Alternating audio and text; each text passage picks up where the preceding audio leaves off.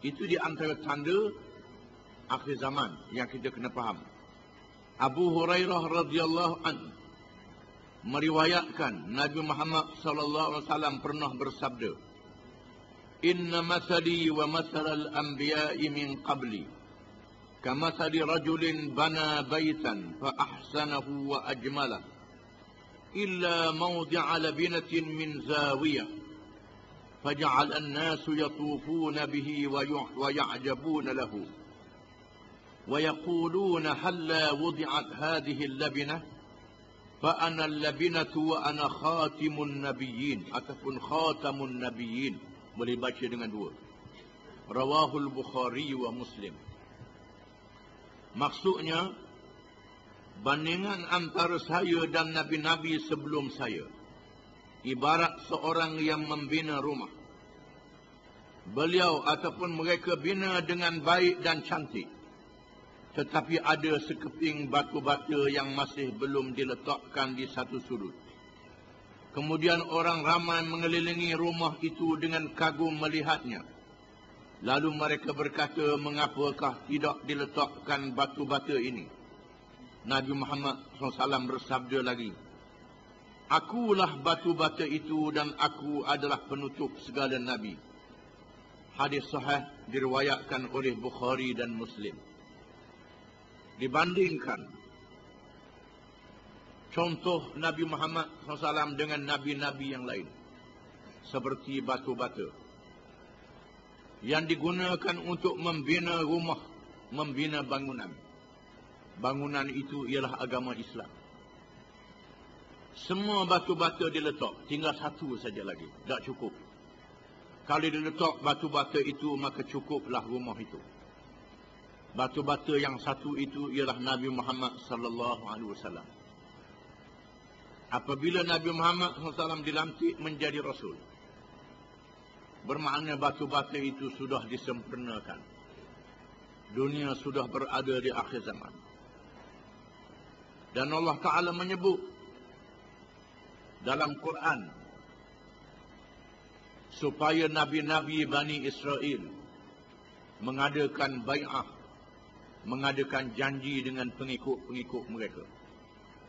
وَإِذْ أَخَذَ اللَّهُ مِيثَاقَ النَّبِيِّينَ لَمَا آتَيْتُكُم مِّن كِتَابٍ وَحِكْمَةٍ ثُمَّ جَاءَكُم رَّسُولٌ مُّصَدِّقٌ لِّمَا مَعَكُمْ لَتُؤْمِنُنَّ بِهِ وَلَتَنصُرُنَّهُ قَالَ أَأَقْرَرْتُمْ وَأَخَذْتُمْ عَلَى ذَلِكُمْ إِصْرِي قَالُوا أَقْرَرْنَا قَالَ فَاشْهَدُوا وَأَنَا مَعَكُمْ مِنَ الشَّاهِدِينَ.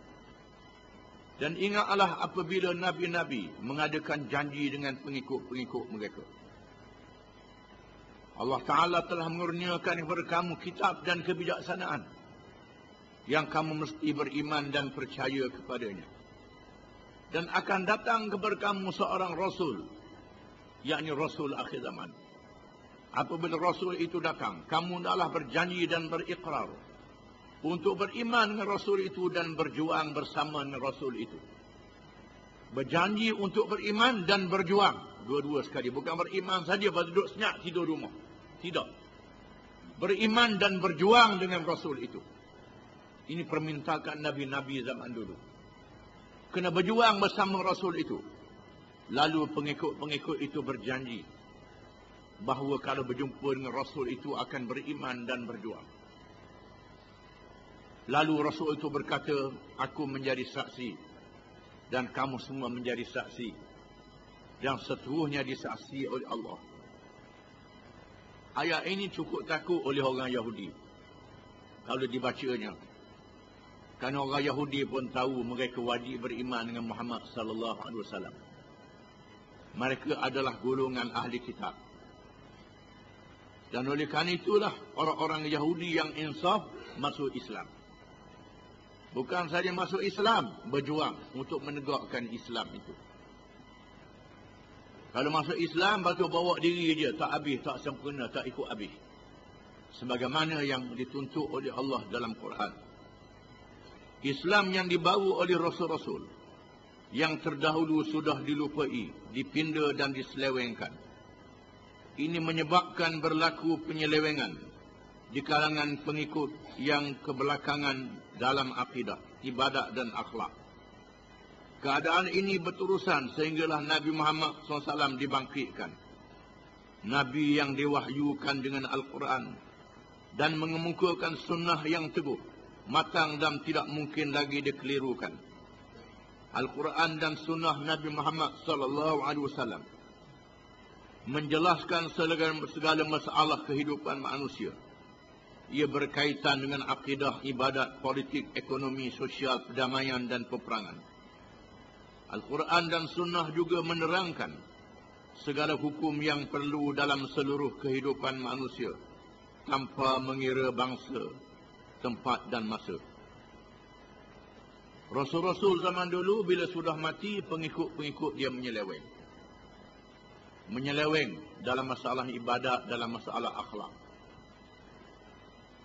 Bila Rasul sudah mati lama, tengok orang lain semayang, ada benda di depan. Kita semayang tak ada benda, dah sedap, kena letak benda di depan. Maka mulalah letak salib lah, letak patung lah, letak apalah.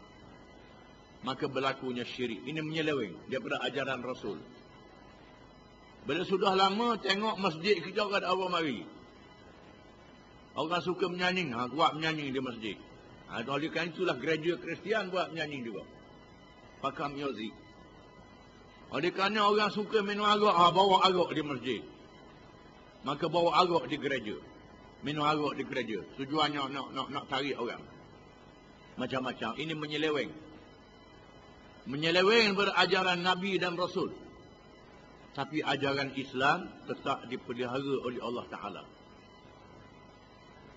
Disebut dalam hadis, "Ma min nabiyyin ba'athahu Allah fi ummatin qabli illa kana lahu min ummatihi hawariyun wa ashab ya'khuduna bi sunnati wa yaqtaduna bi amri thumma innaha takhlufu min ba'dihim khuluf yaquluna ma la yaf'alun wa yaf'aluna ma la yu'marun faman jahadahum bi yadihi fa huwa mu'min ومن جاهدهم بلسانه فهو مؤمن ومن جاهدهم بقلبه فهو مؤمن وليس وراء ذلك من الإيمان حبة خردل."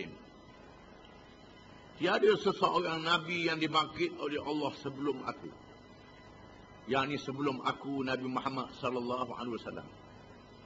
Malaikat Allah akan mengadakan di keliling Nabi itu sahabat-sahabat yang setia dan pengikut-pengikut yang patuh kepada ajaran Nabi, yang berpegang dengan ajaran Nabi.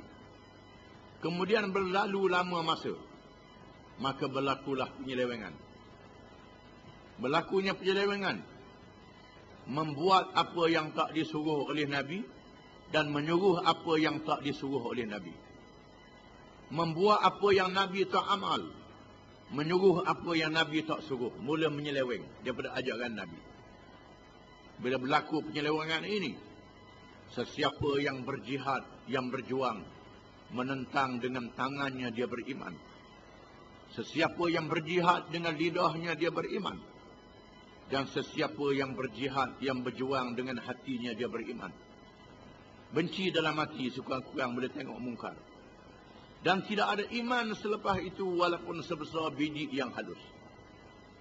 Kalau benci pun tak ada, bermakna iman tak ada. Bila tengok kekufuran itu berlaku. Tak ada benci, makna setujulah, sokonglah tu. Itu maknanya. Sekurang-kurangnya benci dalam hati. Sebelum Nabi Muhammad SAW,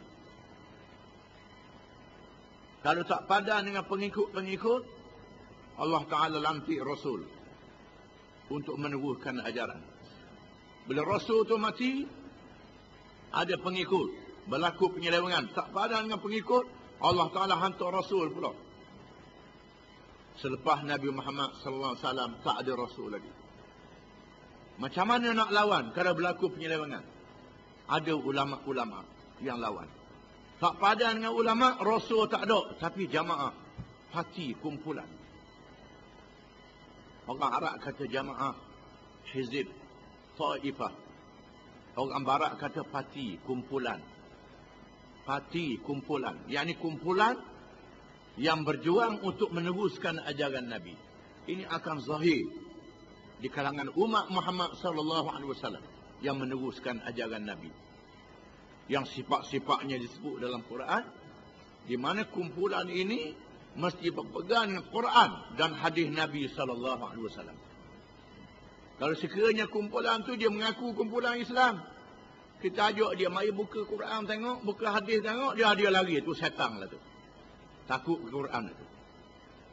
Yang sungguh dia mesti balik ke Quran, balik pada hadis Nabi sallallahu alaihi wasallam. Ini ialah cara Allah Taala nak menyelamatkan agama Islam sehingga hari kiamat. Wallahu a'lam.